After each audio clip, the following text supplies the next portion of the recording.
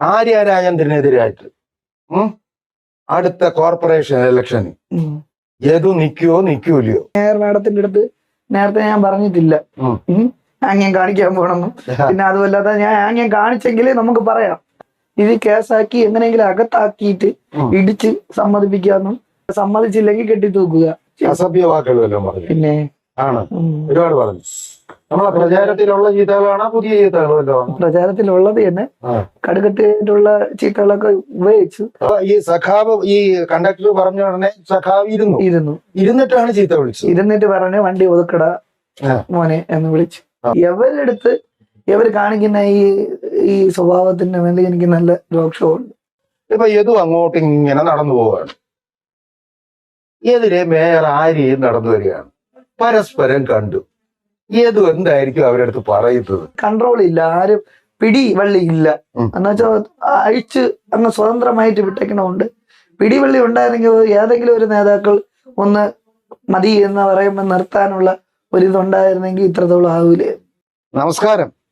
മോഹൻലാല്, മമ്മൂട്ടി, ജയറാം, സുരേഷ് ഗോപി, അതിനുശേഷം ദിലീപ്, ജയസൂര്യ, പൃഥ്വിരാജ്, ഇവരുടെ പേര് കേൾക്കുമ്പോൾ തന്നെ ലോക മലയാളികളിൽ അവരുടെ മനസ്സ് പതിഞ്ഞിട്ടുണ്ട്. പേര് പറഞ്ഞാൽ മതി, നമ്മുടെ ആ രൂപം നമ്മുടെ മനസ്സിലുണ്ട്. അതേപോലെ ഈ 2 മാസത്തിനകത്ത് ഒരു താരോദയം ഉണ്ടായി.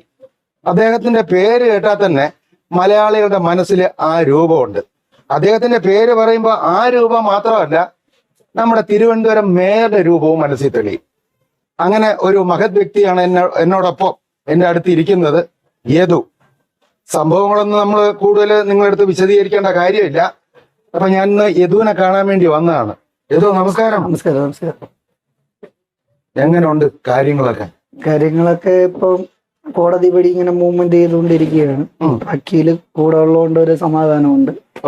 പിന്നെ വക്കീല് കേസിന് എന്റെ പൈസ ഇല്ല എന്ന് പറഞ്ഞപ്പോ കേസ് ഇപ്പൊ നിന്റെ അടുത്ത് ഞാൻ പൈസ ചോദിച്ച, അപ്പം നീ അതിനെ കുറിച്ച് വിഷമിക്കണ്ട.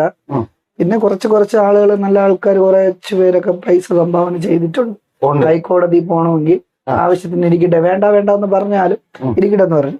സംഭവം ഞാൻ പറഞ്ഞു വേണ്ട എന്ന് പറയാൻ കാര്യം വേറെ ഒന്നുമല്ല, നിങ്ങളെ അധിക്ഷേപിക്കാനോ ഒന്നിനുമല്ല. ഇത് വാങ്ങിച്ചു കഴിഞ്ഞാൽ അതും ഒരു കുറ്റമായിട്ട് വരും. തിരിച്ച് ഇത് പണപ്പിരിവിന് വേണ്ടിയാണ്. അതാണ് അത് ഞാൻ ഇപ്പൊ ചെയ്തതും ചെയ്യാത്തതുമായിട്ട് കേൾക്കുകയാണ്. കുറെ കാര്യങ്ങൾ ഇവരെ ഇർട്ടേറ്റ് ചെയ്തുകൊണ്ടിരിക്കുകയാണ്. ഇപ്പൊ ഡമ്മി ടു ഡമ്മി ഒരു പരീക്ഷണം കൊണ്ട് വന്നിട്ട് അത് ഏത് കുറ്റക്കാരനാണെന്ന് കണ്ടു.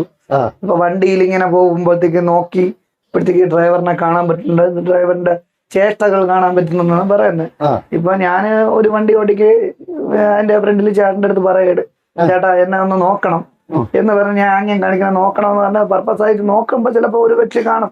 പക്ഷെ മേയർ അമ്മയുടെ അടുത്ത് അല്ലെങ്കിൽ മേയർ മാഡത്തിന്റെ അടുത്ത് നേരത്തെ ഞാൻ പറഞ്ഞിട്ടില്ല ആംഗ്യം കാണിക്കാൻ പോകണമെന്നും. പിന്നെ അതുമല്ലാതെ ഞാൻ ആംഗ്യം കാണിച്ചെങ്കിൽ നമുക്ക് പറയാം. അതുകൊണ്ടാണ് നമ്മൾ ഇപ്പൊ കോടതിയും കേസുമായിട്ട് ഇങ്ങനെ പോകുന്നത്. നമ്മളെ ഭാഗത്ത് ന്യായം ഉള്ളതുകൊണ്ട്. പക്ഷെ ന്യായമല്ലാത്ത കേസുകൾ അവര് എന്റെ തലയിൽ കെട്ടിവെച്ചോണ്ടിരിക്കുകയാണ്. ഇനിയും കെട്ടിവെക്കും.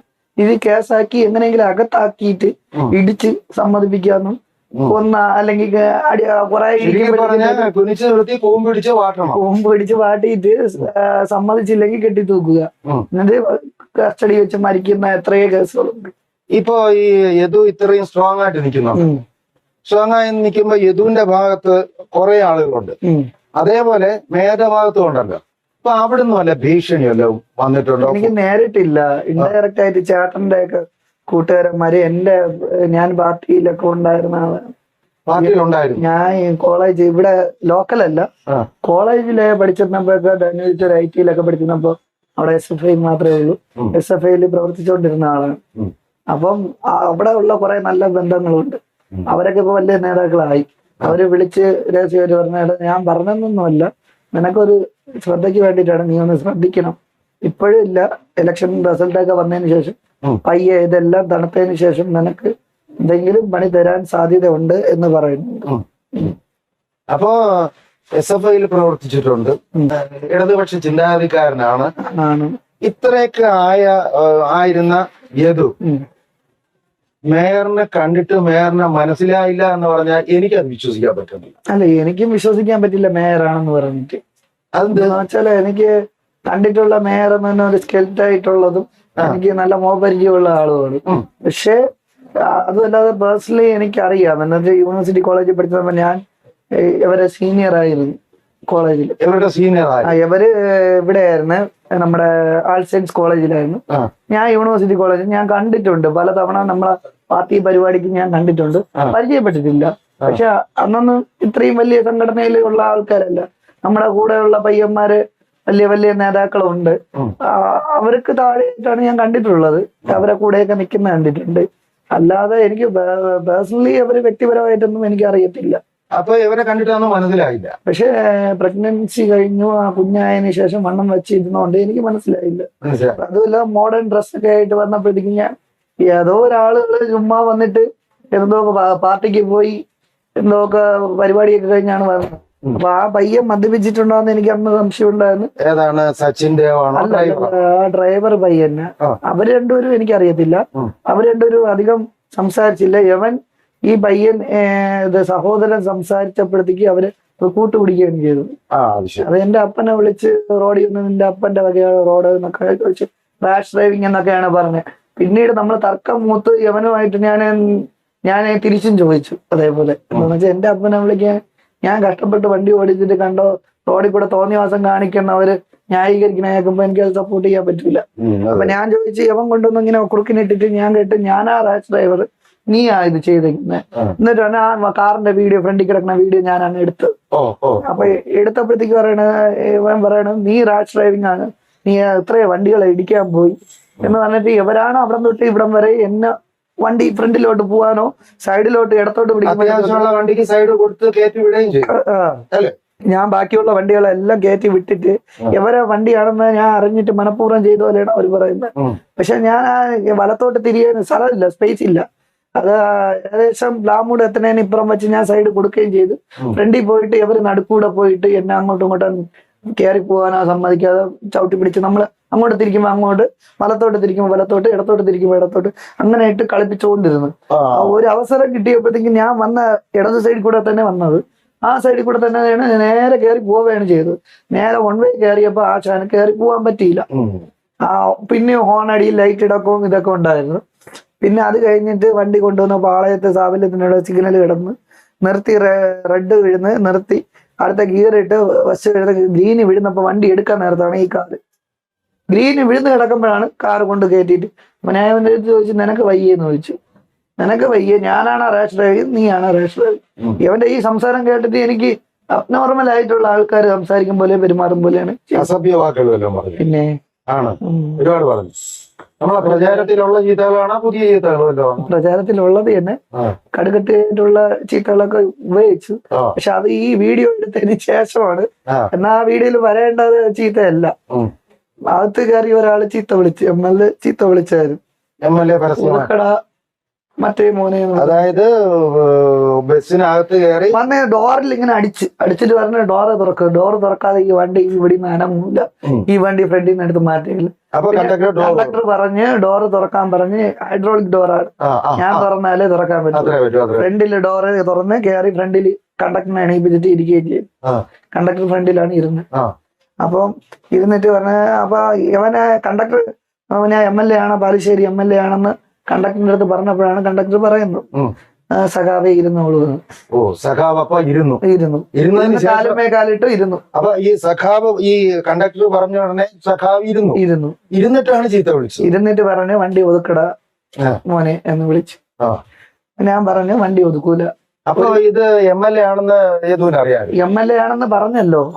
പറയുന്നതിന് മുമ്പ് ഒരു വണ്ടിയുടെ ഫുട്ബോളിൽ കയറി വന്നിട്ട് കുറെ ചീത്ത വിളിച്ചിട്ടാണ് പറഞ്ഞത്. ഒതുക്കാൻ പറഞ്ഞിട്ട് ഞാൻ ഒതുക്കൂലെന്ന് കർശനമായിട്ട് പറഞ്ഞു. അപ്പോഴാണ് മറ്റേ മോനെ ഒതുക്ക്, ഞാൻ MLA ആണ്, നിന്നെ കാണിച്ചു തരാന്നൊക്കെ പറഞ്ഞ് ഇപ്പൊ ഞാൻ മന്ത്രിയെ വിളിക്കും എന്നൊക്കെ പറഞ്ഞ് വിളിച്ച് ഒരു 5 മിനിറ്റിനകത്ത് പോലീസ് വന്നപ്പം ഈ കാർ എടുത്ത് മാറ്റുകയും ചെയ്തു. പോലീസ് വന്ന് എന്റെ ഡോറ് തുറന്നിട്ട്, ഡോറ് തുറന്ന് കിടക്കുകയല്ലേ, അവര് പിടിച്ച് തുറന്നതാണ്. തുറന്നു കിടന്നപ്പോഴത്തേക്ക് അവര് വന്നിട്ട് ചോദിച്ച് എന്താണ് കുഴപ്പമെന്ന് പോയിട്ട് ഞാൻ പറഞ്ഞു ഞാനൊന്നും ചെയ്തില്ല, ഇവരാണ് വണ്ടി കൊണ്ട് കുറുക്കിയിട്ട് എന്നിട്ട് എന്നെ ചീത്ത വിളിക്കുകയൊക്കെ ചെയ്ത് ഇവര് മദ്യപിച്ചിട്ടുണ്ടെന്നാണ് തോന്നുന്നത്. ആദ്യം നിന്റെ കാര്യം നോക്ക്, നീ വണ്ടി ഒതുക്കിയിട്ട് വണ്ടി കയറി, എന്ന് പറഞ്ഞാൽ പോലീസ് വന്നതിന് ശേഷം മാത്രമേ ഞാൻ വണ്ടി സൈഡ് ഒതുക്കിയുള്ളൂ. ആ സംസ്കൃത കോളേജിന്റെ സൈഡിൽ ഒതുക്കി. അവിടെ ഒരു ക്യാമറ ഉണ്ടായിരുന്നു. അപ്പൊ വണ്ടി ചെക്ക് ചെയ്യണമെങ്കിൽ അവർക്ക് ചെക്ക് ചെയ്യായിരുന്നു, അന്നേ ചെക്ക് ചെയ്യായിരുന്നു, ഇതെല്ലാം ചെയ്യായിരുന്നു. ഈ ഫ്രണ്ടിലെ ക്യാമറ ചെക്ക് ചെയ്ത സമയത്ത്, കാർ കുറുകെ ഇട്ടേക്കുന്ന ക്യാമറ ചെക്ക് ചെയ്ത സമയത്ത് അത് ഇത്തിരി ലോങ് ആയിട്ട് കുറച്ചും കൂടെ നീട്ടിക്കൊണ്ട് പോയിരുന്നെങ്കിൽ MLA കയറുന്നതും വീഡിയോ കിട്ടിയാല്. അത് കട്ട് ചെയ്തിട്ടാണ് അവരിട്ടേക്കുന്നത്. ഇത്രയും ഈ സംഭവം നടന്നിട്ടും യാത്രക്കാര് എത്ര പേര് ഉണ്ടായിരുന്നു അതില്? ഒരു 10-15 ഉണ്ടായിരുന്നു. ഇവരാരും തന്നെ ഒരാൾ പോലും പ്രതികരിച്ചു. തൊട്ട് കേശവദാസരം വരെ ഫ്രണ്ടില് ഒരു 2-3 പെമ്പിള്ളാരിരുന്നു. അവരെ ആരോ അച്ഛനോ അമ്മയോ ആരോ വന്ന് കാറിൽ വന്ന് വിളിച്ചോണ്ട് പോയി. അവിടെ തുറന്നു കൊടുത്തു, അവരിറങ്ങി. അതിന് തൊട്ട് മുമ്പ് ഒരു പെണ്ണുങ്ങളുണ്ടായിരുന്നു. അവരാരും ഇങ്ങനത്തെ ഒരു പരാതി പറഞ്ഞിട്ടില്ല. അശ്ലീലം പറയുന്ന ഒരാളോ അശ്ലീലം പ്രവർത്തിക്കുന്ന ഒരാളൊന്നും പരാതി പറയുക അങ്ങനത്തെ ഒരു ഇൻസിഡന്റ് അന്നേ ദിവസമൊന്നല്ല. ഞാൻ ഇതുവരെയ്ക്കും KSRTC 2-2.5 വർഷമായി ഇവിടെ, ഇതുവരെയ്ക്കുമായിട്ട് ആരും ഇത്തിരി ഇങ്ങനെ എനിക്ക് 2.5 വർഷം കൊണ്ട് ഈ KSRTCയിലുണ്ട്. ഞാൻ ഏറ്റവും കൂടുതൽ ഓടിയ വഴിക്കടവ്, നിലമ്പൂർ വഴിക്കടവ്, അത് ഏറ്റവും ലോങ് വണ്ടിയാണ്. അപ്പൊ അതാണ് ഓടിക്കൊണ്ടിരുന്നത്. അത് ഓടിയിട്ട് ഇപ്പൊ കേറിയിട്ട് ഒരു 3-4 മാസേ ആവുള്ളൂ ഈ തൃശ്ശൂർ ഷെഡ്യൂൾ മാറിയിട്ട്. എന്നുവെച്ചാൽ എനിക്ക് എവന്റെ ഈ കുഞ്ഞിന് ഇടയ്ക്കിടയ്ക്ക് അസുഖവും കാര്യങ്ങളും വരണമുണ്ട്. എവനെ കരുതി ഞാൻ ഡെയിലി പോയിട്ട് പെട്ടെന്ന് പറഞ്ഞ ട്രിപ്പുകൾ എടുക്കും. അപ്പൊ ഇന്ന് രാവിലെ പോയാൽ നാളെ രാത്രി എത്തുള്ളൂ. ഇന്ന് അതായത് ഈ വണ്ടി രാത്രി 2:30 എടുക്കും. അതായത് എവിടുന്ന്? ഇവിടെന്ന് തൃശ്ശൂരിന് പോകാൻ വേണ്ടിട്ട് ഇവിടെ നിന്ന് എടുക്കും. MC വഴി പോയി. അതായത് ഇന്ന് രാത്രി 2:30 എടുത്തു കഴിഞ്ഞാൽ, അതായത് ഇന്ന് അടുത്ത ദിവസം ആവുമ്പോ അന്ന് തന്നെ 10:30 എത്തുകയാണ്. രാത്രി ആവുമ്പോ വൈകിട്ട് 2:30 എടുക്കും. വൈകിട്ടല്ല, രാത്രി 2:30. അതായത് രാവിലെ 10:30 അവിടെ എത്തും.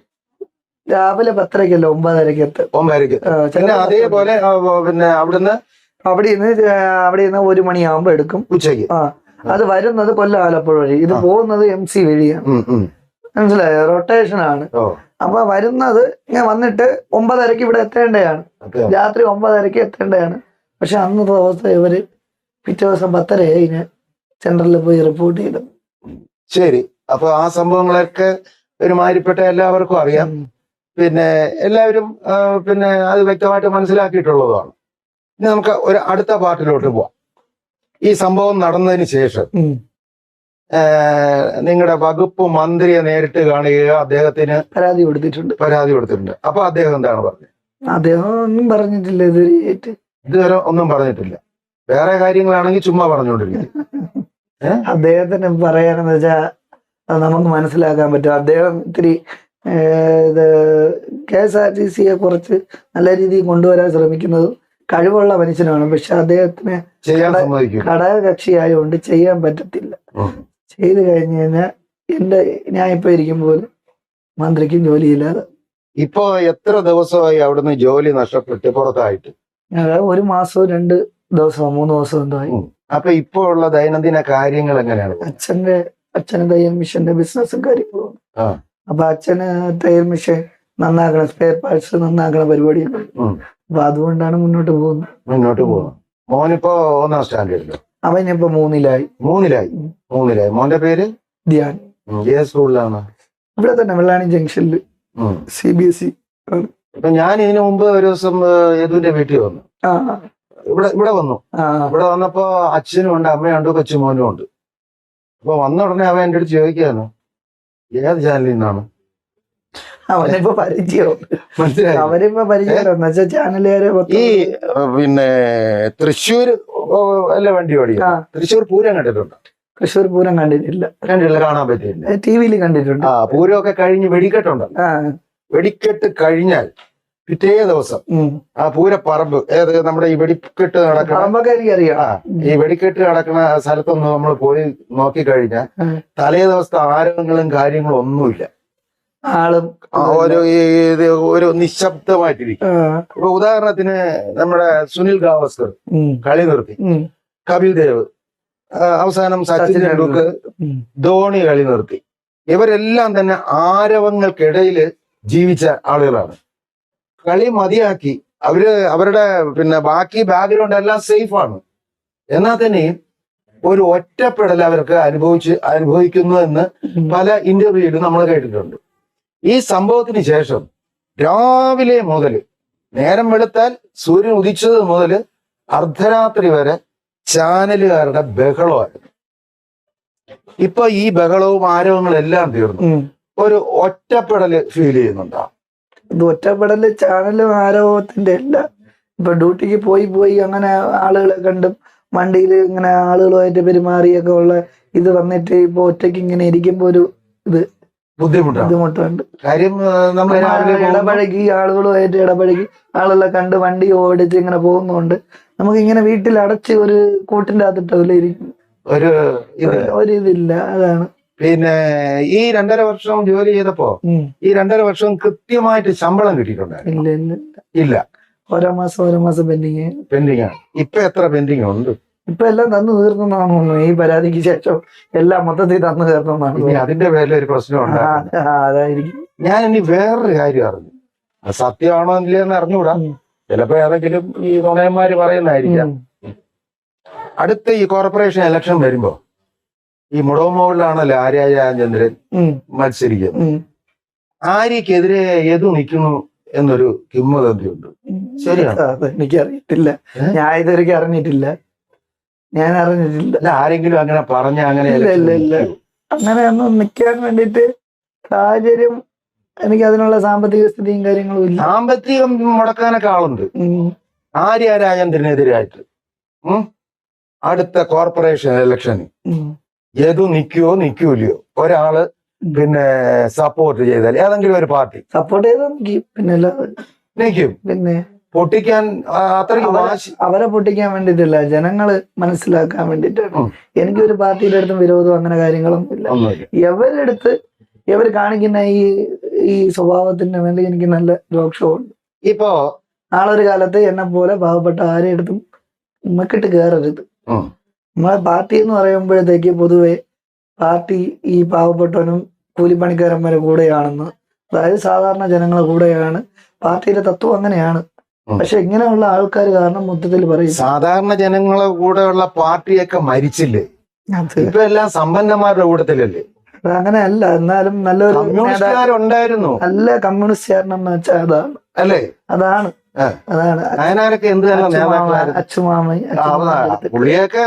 പുള്ളി ഉണ്ടെങ്കിൽ ഈ ലെവലിൽ ഇവർക്ക് വരാൻ പറ്റൂല. അപ്പോഴത്തേക്ക് പുള്ളിയെ കൃത്യമായിട്ട് ഭരണപരിഷ്കാര കർത്താവ് അങ്ങനെ എന്തോ ആണ്, പാവം ഒതുക്കുകയും ബാക്കി കാര്യങ്ങളും ഒക്കെ ചെയ്തു. ഞാൻ ഇനി വേറൊരു കാര്യം ചോദിക്കട്ടെ. ഇപ്പൊ യദു അങ്ങോട്ട് ഇങ്ങനെ നടന്നു പോവുകയാണ്, എതിരെ മേയർ ആര്യയും നടന്നു വരികയാണ്, പരസ്പരം കണ്ടു. യദു എന്തായിരിക്കും അവരടുത്ത് പറയുന്നത്? ഞാൻ ഒന്നും പറയാൻ പോകില്ല. ഞാൻ എന്റെ ആരോഗ്യം ഹാനികരമായ കൊണ്ട് ഞാൻ ഒതുങ്ങി നടന്നു പോകും. അങ്ങനെ ഒതുങ്ങി നടന്നതല്ല, തിരിച്ചു പറയും. നിങ്ങൾ തമ്മില് ഇപ്പൊ ഈ ഒരു വിഷയത്തിലൂടെയാണ് നിൽക്കുന്നത്. ഇപ്പൊ നിങ്ങൾ പരസ്പരം ഒന്ന് കണ്ടു എന്ന് വെച്ചോ, അപ്പോ ഒരു ഹലോ പറയാൻ തോന്നുമോ? എനിക്ക് തോന്നുന്നില്ല. എന്നെ എത്രയും മാത്രം ചോദിച്ച ആള് ഹലോ എന്നങ്ങനെ പറയുന്നത്. തിരിച്ചിപ്പോ എന്റെ അടുത്ത് ഹലോ പറഞ്ഞ് സംസാരിച്ചു കഴിഞ്ഞാൽ ഞാൻ സംസാരിക്കും. ഞാൻ പറയും അന്ന് ഇത്രയും വിഷയം ഉണ്ടായി, ഞാൻ രണ്ടാമത് ഫോൺ ചെയ്തപ്പോ മാഡത്തിന് അത് ഞാൻ സോറി എന്ന് പറഞ്ഞപ്പോ അത് അങ്ങനെ ആ രീതിയിൽ പോയിരുന്നെങ്കിൽ ഇത്രത്തോളം എല്ലാവർക്കും പ്രശ്നങ്ങൾ വരുമായിരുന്നു, അന്നത്തോടെ തീരുമായിരുന്നില്ലേ. അപ്പൊ മാഡത്തിന്റെ ഈ ജോലിയുടെ ഈ ഒരു ധാർഷ്ട്യവും കാരണം അഹങ്കാരവും ധാർഷ്ട്യവും ഇത് ഒരു കൺട്രോൾ ഇല്ല, ആരും പിടി വള്ളി ഇല്ല. എന്നുവെച്ചാൽ അഴിച്ച് അങ്ങ് സ്വതന്ത്രമായിട്ട് വിട്ടേക്കണമുണ്ട്. പിടിവള്ളി ഉണ്ടായിരുന്നെങ്കിൽ ഏതെങ്കിലും ഒരു നേതാക്കൾ ഒന്ന് മതി എന്ന് പറയുമ്പോൾ നിർത്താനുള്ള ഒരിതുണ്ടായിരുന്നെങ്കിൽ ഇത്രത്തോളം ആവൂലേ. കൺട്രോൾ ഇല്ലായ്മയാണ് ഇത്രയും പ്രശ്നം. ഞാൻ അതുമില്ലാതെ എന്നെക്കാട്ടി വയസ്സിന് ഒത്തിരി ഇളയതാണ്. എനിക്ക് 33 വയസ്സ് കഴിഞ്ഞു. അതായത് സച്ചിൻ ദേവ് MLA കാട്ടി വയസ്സിന് കൂടുതലെന്നാണ് എനിക്ക് തോന്നുന്നത്. എന്തായാലും എനിക്ക് ആളുകളുമായിട്ട് നല്ലൊരു ബന്ധമുണ്ട്. ഞാൻ MLA അല്ല, സാധാ ഒരു ജോലിക്കാരനാണ്. 715 രൂപയ്ക്ക് ശമ്പളം വാങ്ങിക്കുന്നവനാണ്. അപ്പൊ ആ ഒരു രീതിയിൽ പോകുമ്പോൾ ആളുകളുമായിട്ട് സഹകരിച്ച് സംസാരിച്ച് എനിക്ക് നല്ല തഴക്കവും പഴക്കവും ഉണ്ട്. പക്ഷെ ഇത്രയും ഒരു എന്നെ കുറിച്ച് വല്ലാത്ത രീതിയിൽ എൻ്റെ കൂടെ ബസ്സിൽ പാസഞ്ചറായിട്ട് എത്രയോ വർഷം വണ്ടിയിൽ കയറുന്ന, നമ്മളെ ബസ് റിസർവ് ചെയ്ത് കയറുന്ന ആൾക്കാരുണ്ട്. അവര് പോലും വിശ്വസിക്കുന്നില്ല, ലേഡീസ് ഉൾപ്പെടെ ഉണ്ട്. ആ. ലേഡീസ് ഒത്തിരി ആൾക്കാരുണ്ട് സ്ഥിരം കയറുന്ന ആൾക്കാർ. അപ്പൊ നമ്മളെ വണ്ടി ഈ സമയത്ത് എത്തുമെന്നുള്ള ഇതിൽ പ്രതീക്ഷയിലും കയറുന്ന ആൾക്കാരാണ്. അപ്പൊ അന്ന് തന്നെ ഒരുപാട് സ്ത്രീകളും കുട്ടികളും ഫാമിലി പരമായിട്ടൊക്കെ കയറി അതുകൊണ്ടായിരുന്നു അവരെ റോഡിൽ ഇറക്കി വിടുകയാണ് ചെയ്തത്. അത് വളരെ തെറ്റാണ്.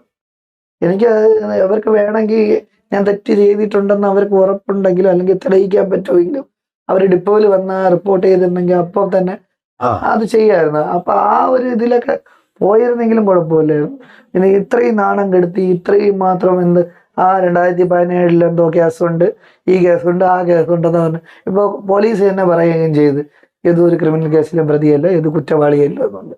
അതായത് ഈ ഒരു സംഭവത്തിന് ശേഷം യദുവിന്റെ ജീവചരിത്രം മൊത്തം കുറെ പേര് പഠിച്ചെന്ന് വെച്ചാൽ സത്യമായിട്ടുള്ള കാര്യമല്ല. ജനിച്ചത് മുതല് 28 കെട്ടിയത്, 1ാം ക്ലാസ്സിൽ പോകുന്നത്, മുള്ളിയത് വരെ മുള്ളിയത്, പിന്നെ 2ാം ക്ലാസ്സിൽ പഠിച്ചുകൊണ്ടിരിക്കുമ്പോ ക്ലാസ് ടീച്ചറെ കണ്ണുറുക്കി കാണിച്ചത്.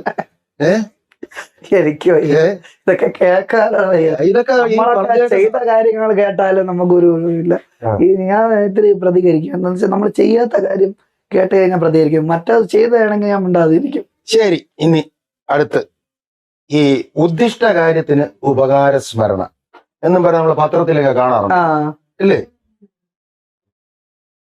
ആരും അറിയപ്പെടാത്തൊരു വ്യക്തി, ഇപ്പൊ ട്രാൻസ്പോർട്ട് ഡ്രൈവർ എന്നുള്ളത് ഒരു മോശപ്പെട്ട ജോലിയല്ല, ഡ്രൈവർ ഒരു മോശപ്പെട്ട ജോലിയല്ല, ഏത് ജോലി ചെയ്തും കുടുംബം പുലർത്തുന്നത് ഒരു മോശപ്പെട്ട കാര്യമല്ല. ആ ഒരു ഉദ്ദേശത്തിലല്ല ഞാൻ ചോദിച്ചത്. അറിയപ്പെടാതിരുന്ന യദു ഇന്ന് ലോക പ്രശസ്തനാണ്. ലോക പ്രശസ്തൻ എന്ന് പറയുമ്പോൾ ലോക മലയാളിക്ക് യദു എന്ന് പറഞ്ഞു കഴിഞ്ഞാൽ ഞാൻ തുടക്കത്തിൽ പറഞ്ഞതുപോലെ അവരുടെ മനസ്സിൽ പതിഞ്ഞു. അതിനൊരു കാരണക്കാരി എന്ന് പറയുന്നത് ആര്യ രാജേന്ദ്രനാണ്. അപ്പോ ഒരു ഉദ്ദിഷ്ട കാര്യത്തിന് ഉപകാര സ്മരണ എന്നുള്ള രീതിയിൽ അവർക്ക് വേണ്ടി ഒരു ഒരു ഒരു പ്രാർത്ഥനയോ ഒരു എന്തെങ്കിലും ചെയ്തൂടെ? അത് അവർക്ക് വേണ്ടിയിട്ട് ചെയ്യേണ്ട കാര്യമില്ല. എന്നാൽ അവര് കാരണം ഇത്രയും ആളുകൾ അറിയപ്പെടുകയും പാവപ്പെട്ടവനും സംസാരിക്കാനുള്ള ഒരു ഇടം തന്നതിലും വളരെ ഉപകാരമാണ്. പാവപ്പെട്ടവനും ശക്തമായിട്ട് പ്രതികരിക്കാനുള്ള ഒരു ഒരു വഴി തുറന്ന കാര്യമാണ് ചെയ്തത്. ഞാൻ ഒരു കാര്യത്തിന് ഞാൻ യദുവിനെ സമ്മതിക്കാം. കാര്യം, ഒരു ഉയർന്ന വ്യക്തി, മന്ത്രി അല്ലെങ്കിൽ MLA, മേയർ, ഇവരൊക്കെ എന്തെങ്കിലും പറഞ്ഞു കഴിഞ്ഞാൽ ഓ അമ്ര എന്ന് പറയുന്ന ആളുകളെയാണ് കഴിഞ്ഞ കാലം വരെ നമ്മൾ കണ്ടിട്ടുള്ളത്. ഈ അടുത്ത കാലത്ത് ജനങ്ങൾ പ്രതികരിച്ചു തുടങ്ങി. അല്ല, ഇപ്പോഴത്തെ ന്യൂ ജനറേഷൻ പിള്ളേരൊക്കെ മനസ്സിലായില്ല, പ്രതികരണ ശേഷിയുള്ള. അതിന് ഞാൻ യദുവിനെ സംബന്ധിക്കുന്ന ശക്തമായിട്ട് പ്രതികരിക്കുകയും ഇത് പൊതുജന മധ്യത്തിൽ കൊണ്ടുവരികയും ചെയ്യും. അതിനുശേഷം ചേട്ടാ ഇപ്പൊ പള്ളിമുക്കിൽ വെച്ച് ഒരു ഷിഫ്റ്റിലെ ഡ്രൈവറിനെ തടഞ്ഞു നിർത്തി വെള്ളം അടിച്ച് മദ്യപിച്ച് വന്ന ഒരു ഫാമിലി തടഞ്ഞു നിർത്തി പ്രശ്നം ഉണ്ടാക്കുകയും, പിന്നെ താമരശ്ശേരിയിൽ നിന്ന് വന്ന ഒരു പയ്യൻ ഒരു ഷിഫ്റ്റിലെ ഡ്രൈവറിന്റെ മുഖം അടിച്ച് പൊളിക്കുകയൊക്കെ ചെയ്ത്. ഇതിനൊക്കെ ഹീറോ റോള് മാഡത്തിനാണ്. മാഡം ഇങ്ങനെ ചെയ്ത് കാണിച്ചു കൊടുത്തല്ലേ നാളെ ഒരു കാലത്ത് നിയമ സംവിധാനങ്ങളും വേണ്ട, കോടതിയും വേണ്ട, പോലീസും വേണ്ട, ജനങ്ങൾ അങ്ങ് റോഡിൽ ഇറങ്ങി ആടി അങ്ങോട്ടും ഇങ്ങോട്ടും എന്റെ കാറിൽ മറ്റവൻ ഇടിച്ചെന്നെ അവനെ ഇടിച്ചത്. അത് മാത്രമല്ല, ഇപ്പോ ഈ മൊബൈൽ ക്യാമറയും അതില് മറ്റേ വീഡിയോ എടുക്കാനുള്ള സംവിധാനമൊക്കെ ഉള്ളതുകൊണ്ട് പണ്ടൊക്കെ ആളുകൾ അറച്ചിരുന്നു. പക്ഷെ 1 മണിക്കൂറിനകത്ത് കേസെടുത്തു.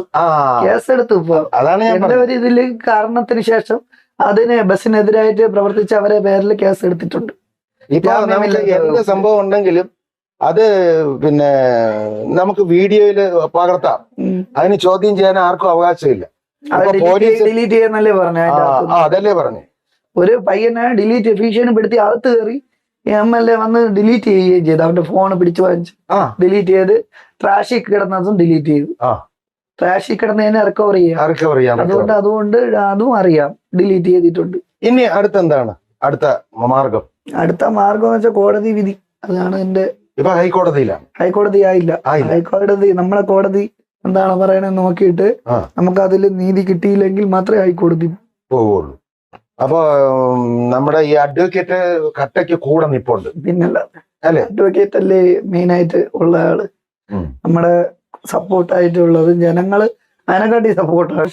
ഇപ്പം പറഞ്ഞു വന്നപ്പോഴത്തേക്കും മേയർ പറഞ്ഞു വരുമ്പോഴത്തേക്കും എന്റെ ഒരു ബന്ധുവാണ്. ആണോ? ഒരു ദിവസം ഇങ്ങനെ ഇരിക്കുമ്പോ മേയറും സച്ചിൻ ദേവും കൊച്ചുമായിട്ട് ഇവിടെ വന്ന് കയറി എന്തായിരിക്കും ഞെട്ടിപ്പോകും. എന്തായിരിക്കും ഒരു ഞെട്ടലും ഇല്ല. ആ. സ്വാഭാവികമായിട്ട് നമ്മൾ വന്നു കഴിഞ്ഞാൽ അതിഥികളെ ഇത് മേയർ മാഡം പ്രതികരിച്ച പോലെ അല്ല. ഉം. നമ്മളെ വീട്ടിൽ വന്ന് കയറുന്നവരെടുത്ത് അതിൻ്റെതായിട്ടുള്ള മാന്യത മാറും. അത് വീട്ടുകാരായാലും അമ്മയായാലും അച്ഛനായാലും അങ്ങനെയാണ്. ഞാൻ കണ്ടു വളർന്ന അങ്ങനെയാണ്. അപ്പൊ ആ രീതിയിൽ നമ്മൾ ഞാൻ വേറൊന്നും അറിഞ്ഞത് ഏതോ ഫാൻസ് അസോസിയേഷൻ എന്ന് പറഞ്ഞ അവിടെ ഒക്കെ തുടങ്ങിയെന്ന് പറയുന്നത് ശരിയാണ്? എനിക്കറിയത്തില്ല. ഇതിന് ഒരുപാട് ഫാൻസുകാരുണ്ട് ഇപ്പോ. അതുണ്ടാവും. എന്തെന്ന് വെച്ചാ പാവപ്പെട്ട ആൾക്കാര് പിന്നെ പ്രതികരിക്കുന്നവന്റെ കൂടെ അല്ലേ നിൽക്കുകയുള്ളൂ. എന്തെന്ന് വെച്ചാൽ തെറ്റ് കണ്ടു കഴിഞ്ഞാൽ അന്യായം കണ്ടു കഴിഞ്ഞാൽ പറയുന്നവന്റെ കൂടെ നിൽക്കുകയുള്ളൂ. അപ്പൊ എന്തായിരുന്നാലും വളരെ സന്തോഷം കണ്ടതില്, സംസാരിക്കാൻ പറ്റിയതില്. അപ്പോ ശക്തമായിട്ട് ഒരു നീതി ലഭിക്കട്ടെ എന്ന് മാത്രം ഞാൻ ആശംസിക്കുന്നു. ശരി, ബൈ ബൈ.